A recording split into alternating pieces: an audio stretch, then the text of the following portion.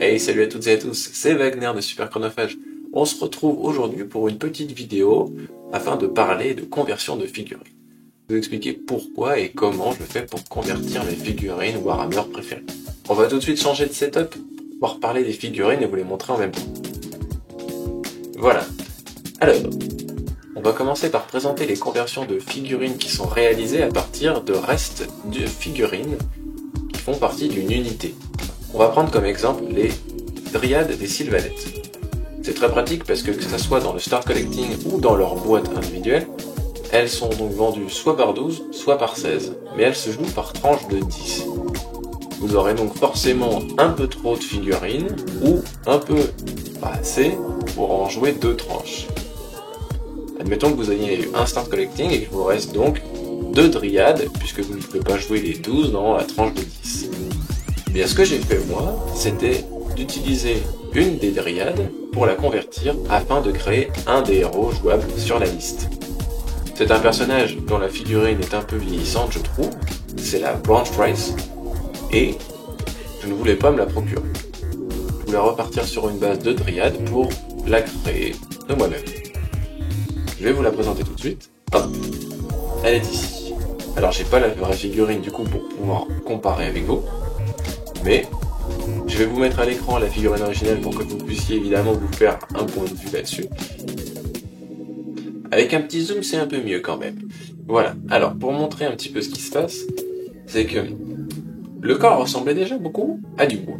Donc je me suis dit, reprendre le corps d'une dryade, ça pourrait être bien. La couleur allait juste être différente parce que, comme c'est le corps d'une femme et qu'on voulait montrer qu'elle était moins arbre que les autres, j'ai décidé de changer légèrement la couleur. Donc je suis parti sur des tons plus chauds par rapport à mes dryades. Ensuite, il y a beaucoup d'épines sur la figurine en question, et on a l'impression qu'elle est prise dans des branchages. Donc j'ai récupéré des extensions de dryade, ce qui va normalement derrière. Je les ai récupérées pour faire des branchages qui ont l'air d'être pris dans cette sorcière. J'ai rajouté des pics de dryade, espèce de faux cheveux, pour lui faire ses cheveux à elle, même si elle, ça ressemble un peu plus à du feuillage qu'à des branches, mais l'esprit est conservé. Ensuite, voilà, je pense que c'est une conversion qui est assez simple en fait à réaliser, et le socle était le même, de 32 mm, donc j'avais pas beaucoup de questions à me poser. C'était vraiment super sympa de pouvoir créer une figurine en plus sans avoir à débourser de l'argent pour une figurine en plus qui me plaisait pas tant que ça. Je vous la remontre un petit peu. C'était vraiment le point de départ, en fait, qui m'a fait réfléchir sur comment et pourquoi faire des conversions de figurines.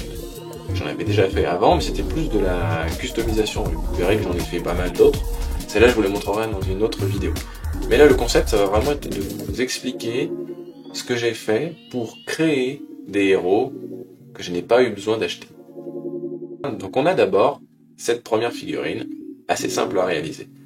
Dans le même genre, j'ai récupéré un corps de Saurus pour en faire un héros. Voilà. Il est sous-couché, il n'est pas peint celui-là. J'espère que vous allez bien voir. L'idée, c'était de reprendre le corps d'un Saurus. Alors peu importe. Là, moi, j'ai repris un vieux garde des temples en métal.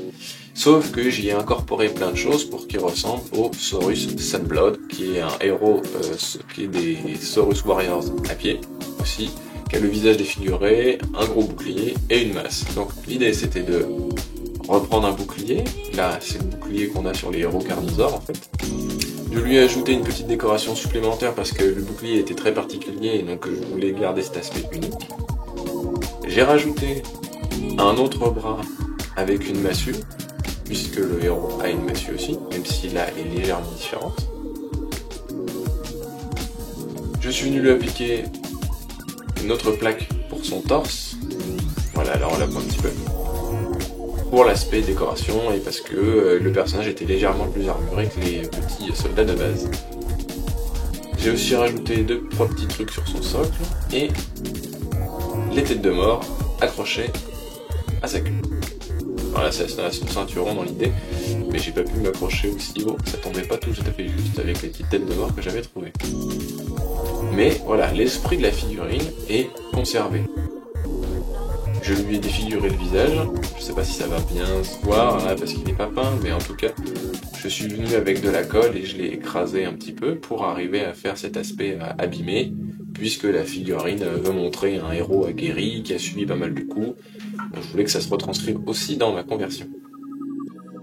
Encore une fois, le corps du garde des temples, c'était quelque chose qui m'a resté, puisque ils étaient vendus par 12, et j'en avais monté que 10 pour pouvoir les jouer, donc pour la tranche de 10, puisque eux ils se jouent par 5. Donc j'avais deux tranches de 5 ou une grosse tranche de 10. On va voir ensuite une autre figurine qui m'a demandé un petit peu plus d'investissement, mais pas beaucoup plus, vous allez voir. C'est aussi du Séraphin, ça va être le Saurus Scar vétéran sur sang-froid. Voilà, j'ai réussi à le dire. Donc j'ai récupéré un des sang-froid que j'avais, puisque dans les start collecting, ils étaient, il me semble, 7 ou 8, et ils se jouent par tranche de 5. Donc il m'en est resté sur les bras, surtout que j'avais fait aussi des salamandres avec. Donc voilà, il me restait celui-là. Et je me suis dit pourquoi pas faire le héros, et sur petite monture. Il existe le même personnage sur les Carnosaures, mais ça peut être aussi intéressant de le jouer sur un format de points différent, pour pas payer le prix de la monture, et d'avoir juste les bonus du personnage. Donc, j'ai récupéré la monture, classique, j'y ai ajouté quelques petites pièces armures, une autre langue un peu pour le fun, et puis parce qu'elle était légèrement différente sur sa monture. J'ai rajouté aussi les petits drapeaux de guerre sur les flancs du sang-froid, parce que c'était sur la créature de base. Et ensuite, pour ce qui est du personnage, j'ai récupéré donc un chevaucheur de sang-froid, mais je vais changer, si vous voyez, un petit peu son torse. J'ai repris un torse beaucoup plus armuré que j'ai récupéré sur héros sur Carnosaur, puis je lui ai mis la tête du héros, pareil sur Carnosaur, et j'ai réussi à récupérer une masse à pointe qui correspond exactement à l'arme que porte le héros sur sang-froid. J'ai ajouté quelques petites plumes aussi, il me semble, et le tour était joué.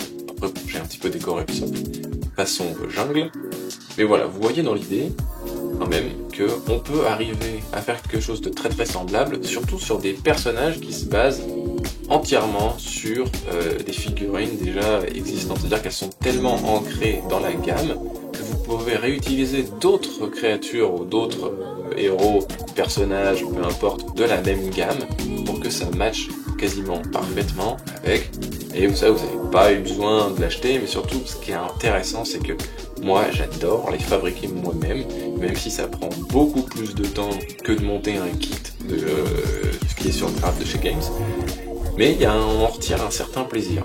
Et vous allez voir qu'avec les suivantes, c'est encore mieux. On retourne côté Sylvanette, avec cette fois-ci un point un petit peu plus particulier, parce que l'idée c'était de créer un héros qu'on ne trouvait plus. Il y a eu cette période chez Games avec AOS où on pouvait acheter certains héros dans des boîtes d'armée, d'affrontements. Par exemple, là c'était les Sylvanettes contre les Gloomspite. Sauf qu'évidemment, les héros exclusifs à ces boîtes, une fois que les boîtes elles ont été écoulées, pendant au moins un an, plus, 1 an et demi je dirais, on n'a pas pu trouver ce héros. Et on savait même pas s'il allait être disponible à l'achat individuellement.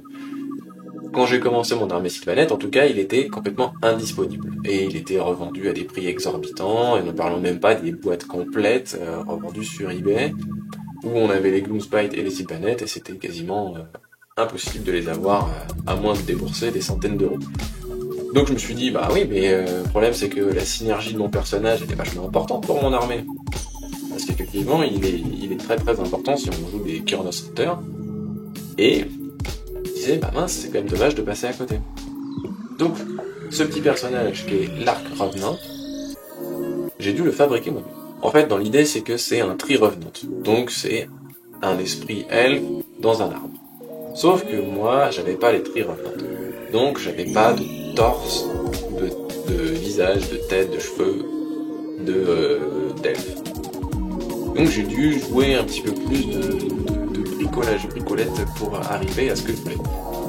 J'avais un deuxième exemplaire de Branch Witch, sauf que je l'ai séparé au niveau de la tête. Je lui ai mis une autre tête que j'ai bricolée. Après j'ai rajouté donc un autre bras et les armes que j'ai bricolées.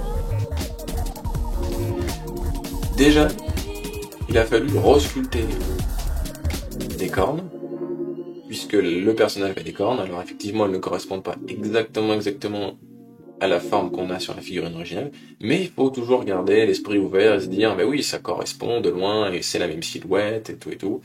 C'était ça qui m'importait surtout.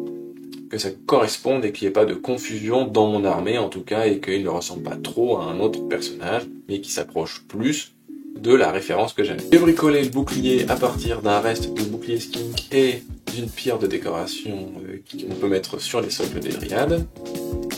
Pour ce qui est du bras, vous voyez qu'il est peint couleur bois, mais en fait il s'agit d'un bras squelette des Ossiarch Bone Reaper avec une lance de cavalier que j'ai rebricolé pour qu'elle corresponde à la pique, la lance, l'albarde, tout ce que vous voulez de l'arc régent. J'ai réussi à trouver une mèche de barbe de Thriller Dancing qui correspondait parfaitement, et en fait elle est venue se coller derrière, faire un joli mouvement, qui correspondait parfaitement à ma structure à moi, et du coup on dirait vraiment qu'il a des cheveux. C'était parfait. Là-dessus, il fallait que je rajoute les ailes. Alors là, c'était plus compliqué parce que les ailes, vous voyez, en fait, je dirais pas les ailes de papillon qu'a la figurine. Mais il lui fallait quand même des ailes. Donc, j'ai récupéré un autre insecte qui était avec la branche witch aussi. Et ceux-là, c'était des décorations pour aller avec le Thriller Dancing, etc. Enfin, le kit. Si vous voulez savoir comment j'ai fait les ailes, en fait, c'est tout simplement des pagnes de Thriller que j'ai récupéré puisqu'ils ne m'ont pas servi, puisque j'ai fait le Spirit of Turtlu et le Thriller Dancing. Et en fait j'ai réussi à les coller, donc en fait il y en a un qui est recto de ce côté là et le recto se retrouve ici. Donc en fait entremêler l'un dans l'autre, ça matchait plutôt bien pour faire une forme qui se joignait, et je lui ai mis dans le dos et en fait ça lui faisait plus des ailes en mode feuille plus qu'en mode aile d'insecte, mais ça m'allait quand même, puisque on gardait encore une fois la silhouette du personnage. Bon, on va faire une petite pause ici, parce que la vidéo d'enregistrement est un petit peu longue. Du coup, ça va couper maintenant, mais la prochaine fois, on parlera des autres conversions. Vous verrez qu'il y a tout un groupe de conversions axé sur les lunettes Realmord. Ça sortira d'ici quelques semaines. En attendant, j'espère que ça vous a intéressé. Si vous avez aimé la vidéo, n'hésitez pas à mettre un petit pouce bleu.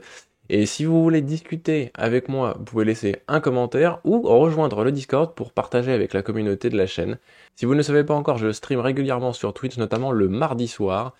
N'hésitez pas à nous rejoindre, ça nous fera toujours plaisir de vous y retrouver. Merci à tous d'avoir suivi cette vidéo et à la prochaine!